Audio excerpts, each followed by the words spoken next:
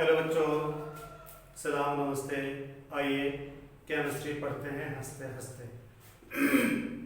ये हमारा सेगमेंट चल रहा है एनसीईआरटी के क्वेश्चन आंसर्स। तो हमने इससे पहले वाले वीडियो में इंटेक्स क्वेश्चन कर रहे थे। अब हमारा सवाल है, क्वेश्चन है अगला पेज नंबर 25 का question number 5। While diluting an acid, why it is recommended that acid should be added to water, not water to acid? इसके कहने का मतलब है जब एसिड को हमें डाइल्यूट करना होता है, कंसंट्रेटेड का मतलब सॉल्यूट ज़्यादा होगा, डाइल्यूट का मतलब सॉल्यूट कम होगा। तो हम मान लीजिए किसी एक्सपेरिमेंट के लिए हमें डाइल्यूट एसिड चाहिए, तो हम उसे डाइल्यूट करना है, पतला करना है। तो कैसे करें? पेज नंबर 25 का क्वेश्चन नंबर 4। पेज नंबर 25 का question number 4। So always during dilution of an acid should be added in water dropwise, not reverse of that.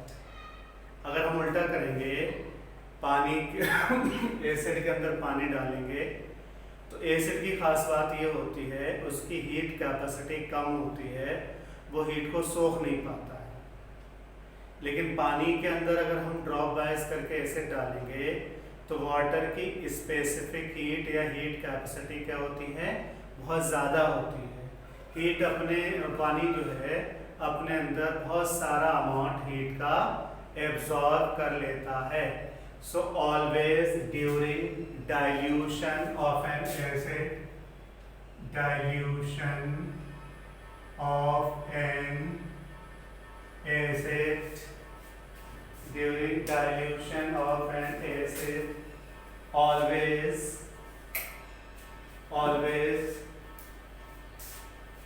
note it down, always acid should be added dropwise in water, because water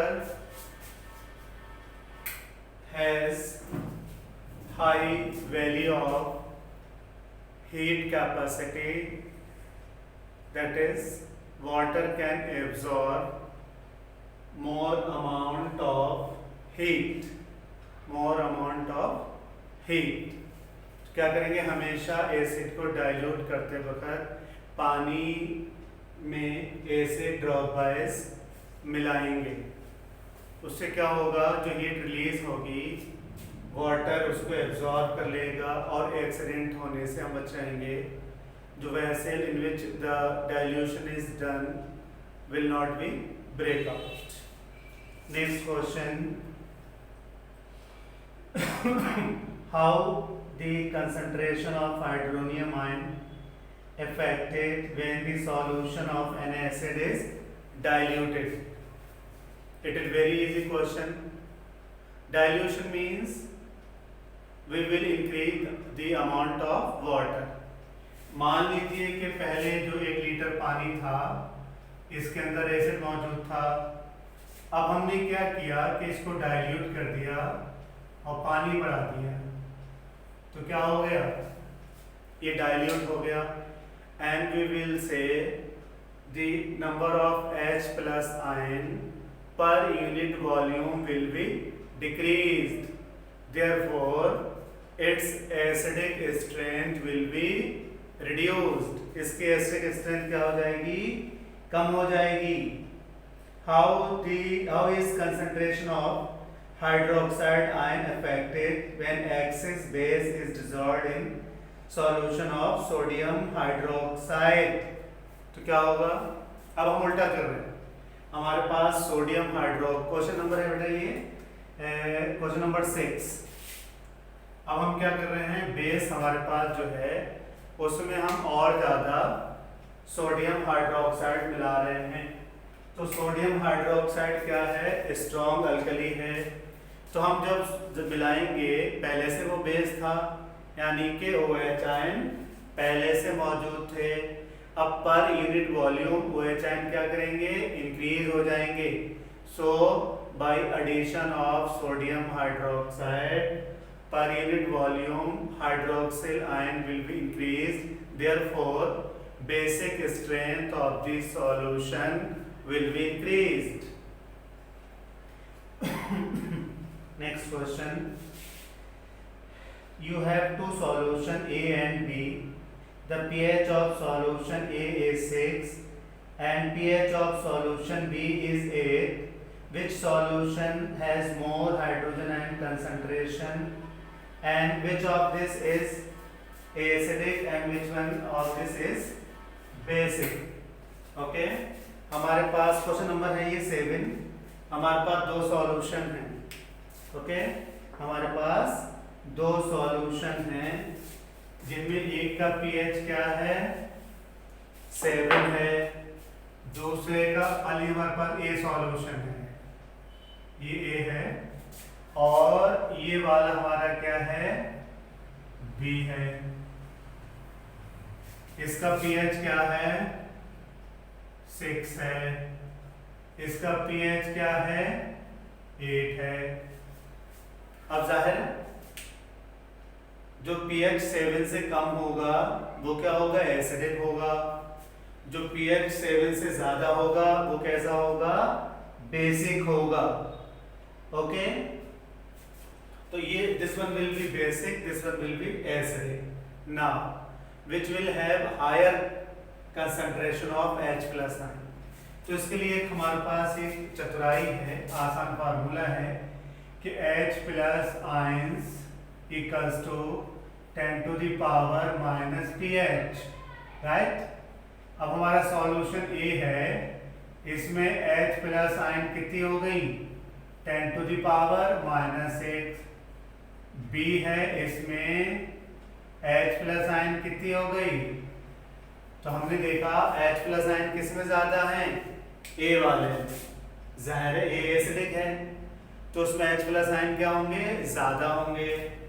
इसमें H plus ion basic है इसलिए क्या होंगे, H plus ion कम होंगे. Got it?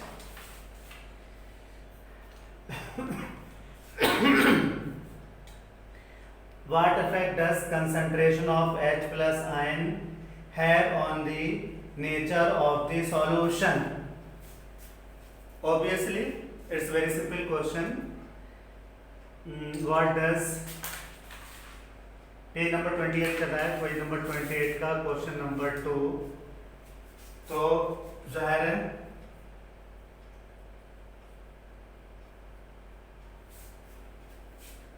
H plus ion gives the information of strength of acid, or we can say strength of an acid is directly proportional to H plus ion concentration. Higher the H plus ion concentration, more will be stronger the acid. Mind it. But as soon as H plus ion concentration increases, pH value decreases. उल्टा हो जाएगा. कोई solution A जिसका pH 3 है, दूसरा solution pH 4 है ना, कौन स्ट्रॉन्ग हुआ, 3 वाला. कितना हुआ, 10 टाइम्स. कितना हुआ, 10 टाइम्स. हम जब और न्यूमेरिकल करेंगे तो आपको बताने की कोशिश करेंगे. Do basic solutions have also have H plus ions? If yes, then why are these basic? ये बहुत अच्छा सवाल है. सॉल्यूशन एसिडिक हो या बेसिक हो, उसमें दोनों आयन मौजूद होंगे, H प्लस आयंस और OH ions. Question number 3. Yes, basic solutions also have H plus ion, but their H plus ion concentration will be very low. उनकी H plus ion concentration क्या हो जाएगी, बहुत कम हो जाएगी. Question number 4. Under what soil condition do you think a farmer would treat the soil of his field with quicklime? और slag lime और chalk, ये तीनों नाम दिए हैं उन्होंने, क्विक लाइम, स्लैग लाइम और chalk. All these are alkaline. प्यारे बच्चों, कहीं पर वाटर लॉगिंग हो जाए, सॉइल में पानी की कंसंट्रेशन ज़्यादा है, तो वहाँ पर बहुत सारे एसिडिक गैसेस घुलती रहती हैं, जिससे वहाँ का पीएच कम हो जाता है, या सॉइल कैसी होती है, एसिडिक हो जाती है। बिल्कुल ऐसा ही समझिए जैसे हमारा स्टमक का पीएच डिस्टर्ब हो जाए, एसिडिटी होने लगे, तो हमें बहुत सारी बीमारियां हो जाएंगी। ऐसे प्लांट्स को रूट्स में अगर पीएच डिस्टर्ब रहेगा तो उनकी ग्रोथ प्रॉपर नहीं होगी। तो कहीं पर नमी है, कहीं पर वाटर लॉगिंग है, तो वहाँ पर सॉइल कैसे हो जाएगी, एसिडिक हो जाएगी। और एसिडिक होने का मतलब है पीएच सॉइल का 7 से कम हो जाएगा, और बहुत सारे प्लांट वहाँ पर सही से ग्रोथ नहीं करेंगे। तो इसका आंसर हो जाएगा the farmer will treat his soil with chalk, calcium oxide and calcium hydroxide, that is slag lime, when his soil is acidic in nature. So in order to reduce the acidity of the soil, he has to add quicklime, slag lime or chalk. Rather, we can say in order to maintain pH value, he has to add chalk, slag lime and quicklime. Simply lime, chuna. Okay. Next question is very important. What is the common name of compound CaOCl2?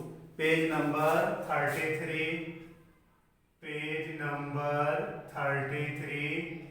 Question number 1. CaOCl2 क्या पहचाना इसको? You are right. ये क्या है? Bleaching powder, calcium oxychloride. तो इसका chemical name हुआ calcium oxychloride, और इसका, ये बहुत आता है एग्जाम में, इसका कॉमन नेम क्या होगा? Bleaching powder. ब्लीचिंग पाउडर याद आया कैसे बनाते हैं? यस, अगला सवाल ये है हमारा। Okay, name the substance which on treatment with chlorine yields bleaching powder. ठीक है, क्वेश्चन नंबर 2 कैसे बनाएंगे? Yes, question number 2, bleaching powder is prepared by passing chlorine gas on slag lime. Bleaching powder is prepared by passing chlorine on slag lime. Slag lime का formula CaOH whole twice Cl2 क्या बनेगा? CaOCl2 plus H2। NTSC में सवाल पूछा जाता है किस method से बनाते हैं, तो उस मेथड का नाम है Hasenclever method. In this method chlorine is passed over slag lime. Name the sodium compound which is used for softening of hard water. क्या होता है? जितने भी डिटर्जेंट होते हैं सब में क्या मिला रहता है? Washing soda. तो वॉशिंग सोडा का पहला काम क्या है? हार्ड वाटर को सॉफ्ट वाटर में बदल देता है। ठीक है, third question, third, page number 3। ठीक है, the sodium compound which is used to convert hard water into soft water is washing soda. Washing soda जिसका नाम क्या है? सोडियम